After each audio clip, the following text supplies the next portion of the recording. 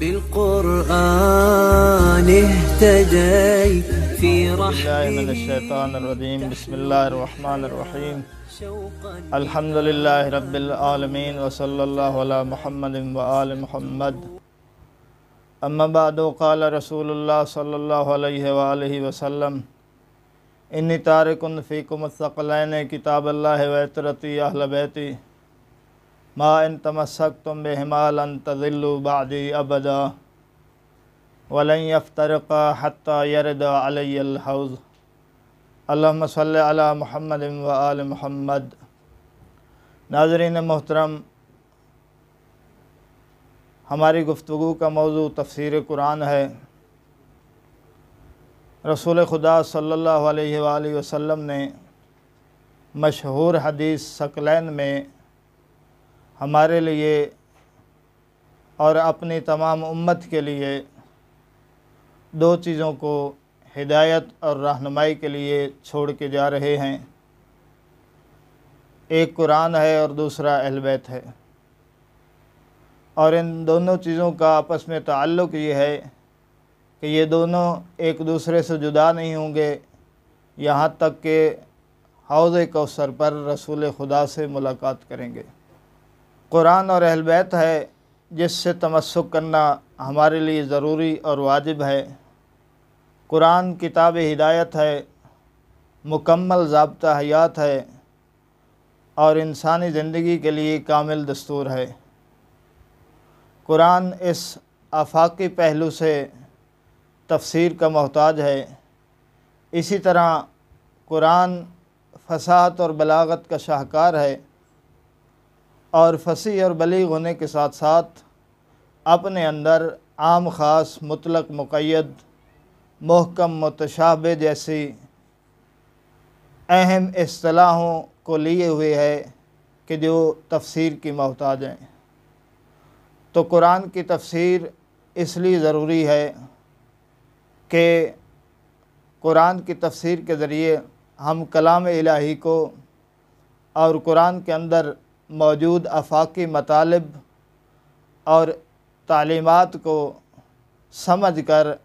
اپنی زندگی میں رہنمائی حاصل کر سکیں۔ قرآن چونکہ کتاب ہدایت ہے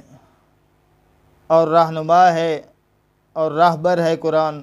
اس لیے قرآن کو سمجھنے کے لیے قرآن کے اندر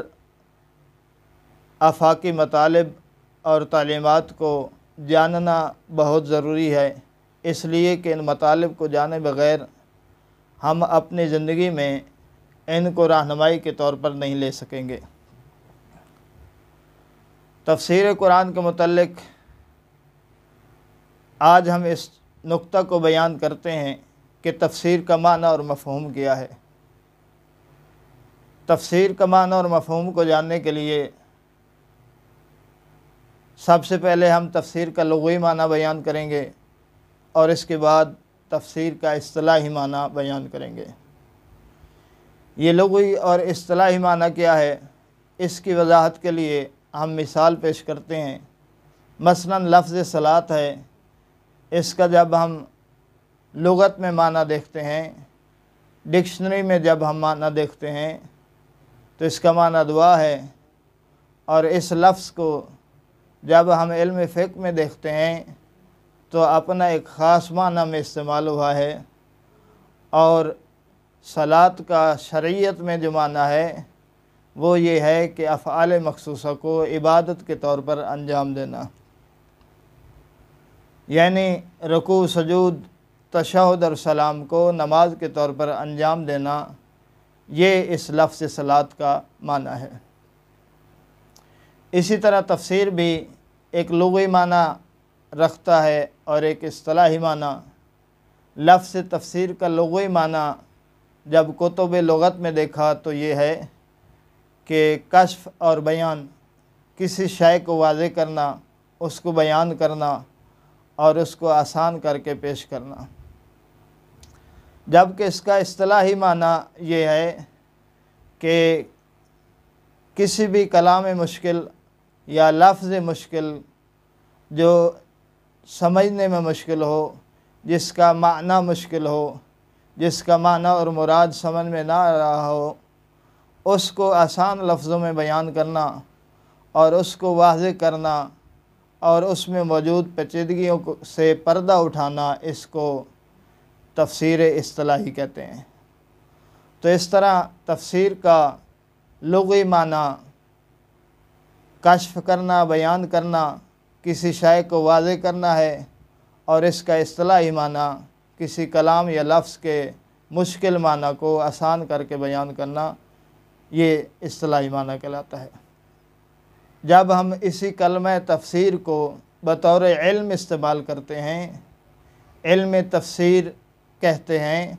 تو اس کا معنی اور مفہوم کیا ہے انشاءاللہ اگلے درس میں بیان کیا جائے گا۔ وصلی اللہ علی محمد و آل محمد۔ اللهم صل وسلم وزد وبارك